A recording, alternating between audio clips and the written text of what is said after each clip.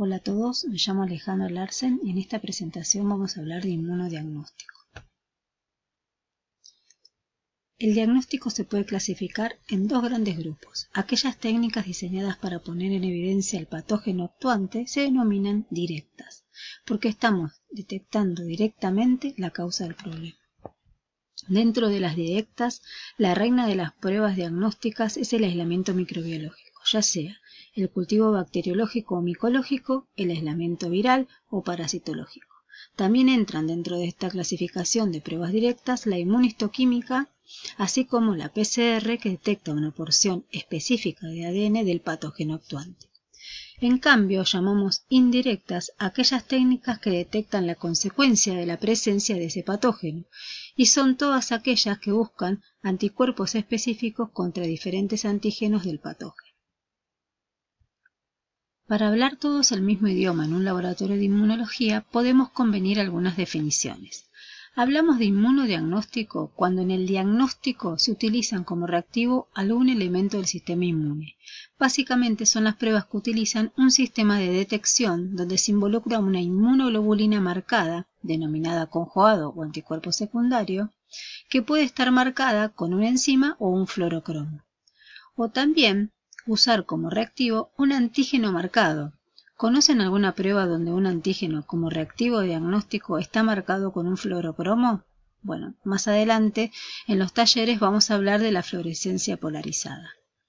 Aquellos métodos diagnósticos directos que utilizan un conjugado para detectar la presencia del antígeno en la muestra problema, las seguimos llamando pruebas inmunológicas. Cuando lo que buscamos en una muestra problema son anticuerpos específicos o también llamados anticuerpos primarios y representan el reactivo desconocido a poner en evidencia, a estas pruebas indirectas se las llama también pruebas serológicas o serodiagnóstico o directamente serología. Entonces, los reactivos que se utilizan en inmunodiagnóstico son muestras problemas en las cuales buscamos antígenos desconocidos o anticuerpos desconocidos según sea el caso, y siempre hay un conjugado.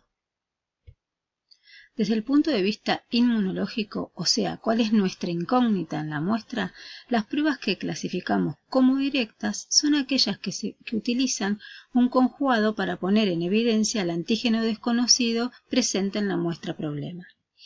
Las pruebas indirectas desde el punto de vista inmunológico son aquellas que buscan determinar la presencia de anticuerpos específicos en la muestra problema, que casi siempre son fluidos que contienen altas concentraciones de inmunoglobulina, por ejemplo, el suero.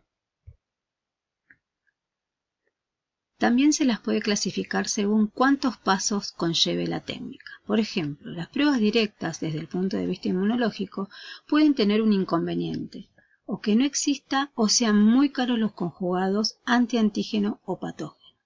Entonces, una forma de solucionar este problema es utilizar como anticuerpo primario un suero conocido, fehacientemente chequeado, que sea positivo contra el patógeno que queremos detectar. Entonces, necesitamos un conjugado anti-isotipo, antiespecie contra el anticuerpo primario. De esta manera, según el punto de vista inmunológico, es una prueba directa y según el número de pasos, es una prueba indirecta.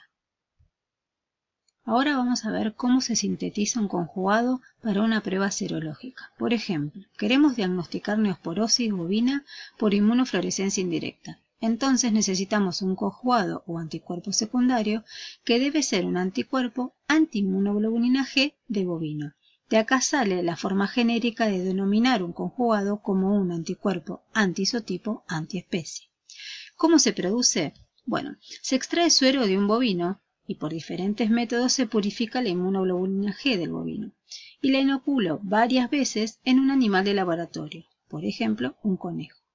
Pasado un tiempo, sangro al conejo y en ese suero habrá altas concentraciones de inmunoglobulina producida por el conejo, pero específicas contra la inmunoglobulina G de bovino que le inoculé al conejo. Entonces, hasta acá. Primer paso, obtención de inmunoglobulina G de bovino purificada. Segundo paso, con esta inmunoglobulina hiperinmunizo al conejo. Tercer paso es purificar a partir del suero del conejo la inmunoglobulina G antiinmunoglobulina G de bovino. Una vez purificada, la debo conjugar con un fluorocromo, por ejemplo, isotiocianato de fluoresceína. Y así se obtiene el conjugado. Los conjugados para las pruebas indirectas son comerciales y vamos a tener una gran oferta. Pueden ser conjugados cuyo origen es el que acabamos de explicar, donde el anticuerpo anti-isotipo antiespecie los purificamos a partir de un suero hiperinmune. Lo que compramos es un concentrado de inmunoglobulina marcada en un buffer oleofilizado, ya no es un suero. Y en el prospecto indica cuáles son sus usos posibles y sugiere a qué diluciones utilizarlos. También el conjugado puede ser de origen monoclonal. Por ejemplo, son utilizados para las pruebas directas o indirectas. Los anticuerpos monoclonales tampoco se pueden llamar sueros monoclonales porque sería una contradicción. Estos también vienen o en líquido acítico o en buffer. Es muy importante observar la temperatura de almacenamiento para mantener la calidad de nuestros reactivos. Cuando compramos un conjugado, viene con un prospecto donde nos explica cómo fue producido, en qué animal de laboratorio, cómo se purificó, cómo se comprobó su pureza, con qué enzima o fluorocromo se conjugó, mediante qué técnica se realizó esta conjugación, las diluciones sugeridas para su uso en las distintas pruebas y sobre todo, y como son muy caros, tener especial atención en las sugerencias de almacenamiento.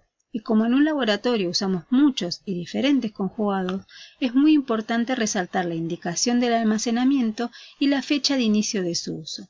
Hay que ser muy metódicos para mantener la calidad del reactivo. Resumiendo y analizando, un conjugado está compuesto por un anticuerpo marcado. Para las pruebas indirectas, desde el punto de vista inmunológico, el anticuerpo del conjugado es anti-isotipo antiespecie, en este caso, anti-inmunoglobulina G de bovino hecho en conejo. La ventaja que tiene una prueba indirecta es que para diagnosticar distintas causas de enfermedad, por ejemplo, neospora, toxoplasma o cualquier otro patógeno, se usa el mismo conjugado, ya que la incógnita es siempre la misma, detectar anticuerpos de bovino específicos contra un patógeno. Recuerden que la muestra problema para una prueba indirecta desde el punto de vista inmunológico es un suero problema, suero que siempre es policlonal. Ahora contestemos esta pregunta. ¿Se puede usar este conjugado para revelar la presencia de anticuerpos de cabras, ovejas, o gatos, o perros, o equinos, u otro animal distinto del bovino? No. El conjugado antibovino solo sirve para detectar anticuerpos de bovino y de ninguna otra especie.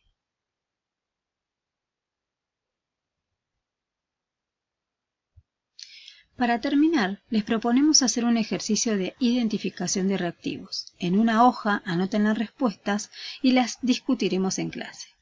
En un laboratorio tenemos toda esta lista de reactivos. Ustedes deben identificar cuáles son los conjugados, qué conjugados son para una prueba directa o indirecta desde el punto de vista inmunológico y cuáles son las muestras problemas.